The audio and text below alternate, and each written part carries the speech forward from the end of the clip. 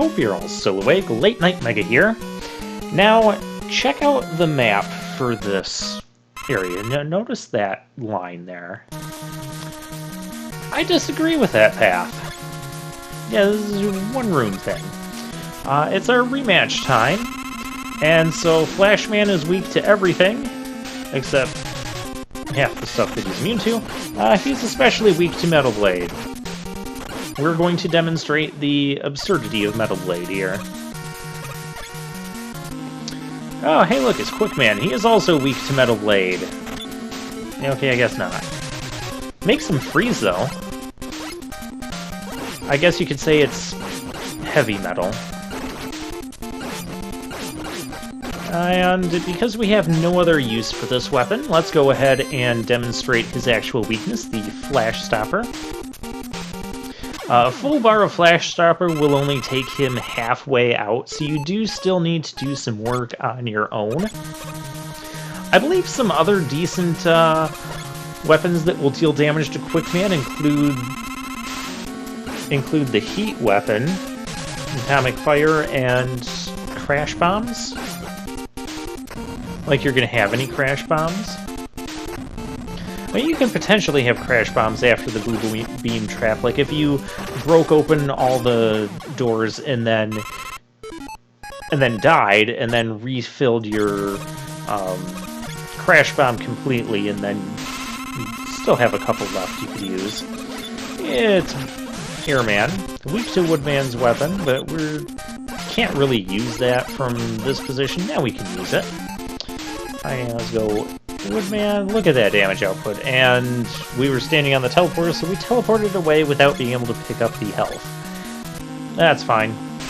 It's Bubble Man, who's also weak to Metal Man. I think this is like the official weapon that's supposed to beat Bubble Man, as far as like the official rock, paper, scissors chain, but it gets kind of funky because Metal Blade kills half the things.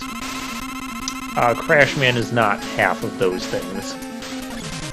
So let's establish some air dominance. I was trying to get like the 1 or 2 hits, and now I'm missing them. Now we're having issues.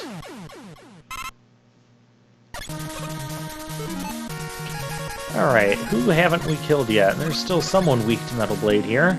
Metal Man himself is actually weak to Metal Blade. I'll demonstrate how to... Yeah, look at that. 2 Metal Blade shots are gonna take him out. Kind of demonstrated a little bit of how to dodge his Metal Blades. And finally we have Woodman, who is also weak to Metal Blade. But we didn't have Atomic Fire either when we first went to him, so I want to use Atomic Fire. It doesn't get enough use. Metal Blade gets tons of use.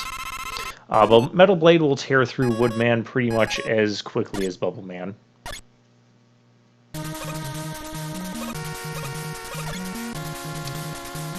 And now we have the Wily machine. We're going to use Metal Blade. Because why not?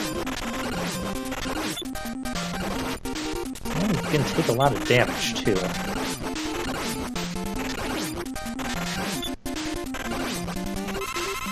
And then we have round 2, where you have these bouncing attacks, and it's actually really difficult to avoid some of that. Ooh, I thought I was going to take a death there. E-Tank up. I usually have to spend an E-Tank here, because these bouncing ones, they're quite tricky to dodge. Number 1, you've got the issue of Sprite Flicker, which is not as bad in this version as like the NES version, because we were playing on like the turbo style graphics or whatever, but it's still pretty bad.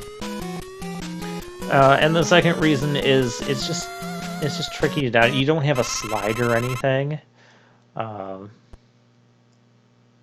so yeah. But with that, we have, surprise, surprise, another stage. This is also not much of a stage. Just like there's not much music. And we have these little acid drop thingies here. Now I believe they do a ton of damage, so you want to avoid that. But I thought that if you started running right away like I did, you could just keep running and avoid the damage. Maybe you have to start falling, like when you're falling, just head to the right that way, and maybe that's how you do that. But now we have Alien Wily. Wily's an alien. This was kind of a cute idea. Now, the issue I have with this battle, you can only damage him with the bubble lead weapon. If you run out of bubble lead, you're kind of screwed. He's got a pretty basic pattern, though, too. It just kind of goes around in a little sideways figure eight. He does massive contact damage. Don't touch him. His normal shots do a fair bit of damage, but dang. Contact damage with the alien will take like half your health. Well, it gives me a chance to demonstrate this again. Yeah, so if for whatever reason you don't have enough bubble lead, you're going to have to take like game over. And then I think you get set back to... You get set back to the Robot Master rematches, or would you just get set back to here? I don't know. I'm not going to demonstrate that. We're just going to defeat Wily here and now. But yeah, the Mega Buster will not damage him. Some weapons I think will actually heal Wily.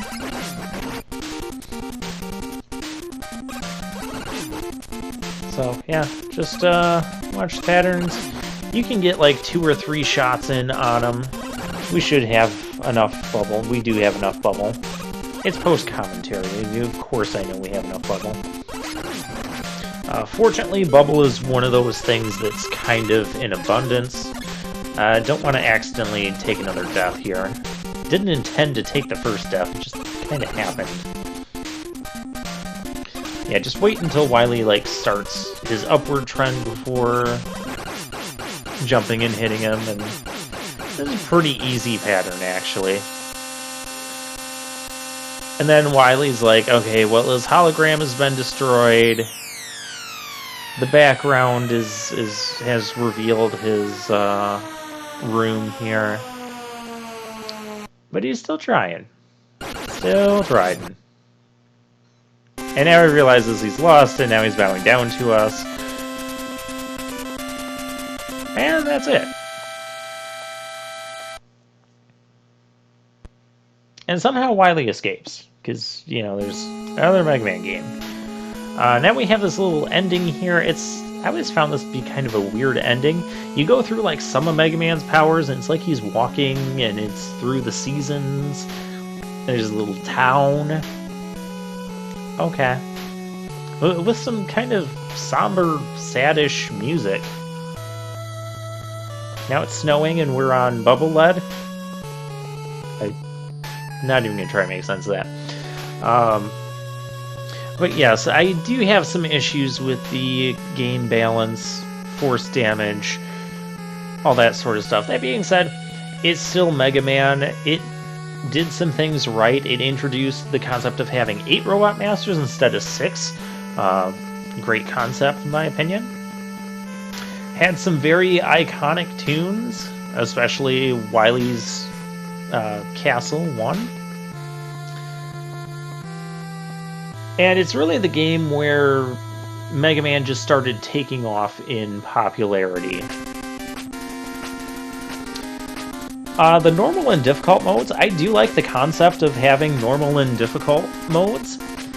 It's just, the original Japanese game did not have normal and difficult mode. It only had one mode, and that was difficult. So they added normal mode when they brought it over to the United States, and normal mode was actually like an easy mode. If we're going by Japanese standards, and difficult mode was normal mode. That's why I always play this game on difficult mode nowadays. You play it on normal mode, everything dies even faster. If you thought some of the Robot Masters died really quickly, I believe Woodman will die in one shot from a fully charged atomic fire. Or it takes off like 3/4 of his health. Something ridiculous like that. So yeah. Truly, though, what I'd like to see between differences of normal and difficult settings is to have the difficult mode or the hard mode give Robot Masters not just like extra damage or take less damage from stuff, but give them like an extra attack, change up their attack pattern. Take the stages, you know, even if you have the same basic layout of the stages, have different enemy placements. And I think that's what makes things more interesting. And that's kind of what Mega Man 9 and 10 did with their hard modes.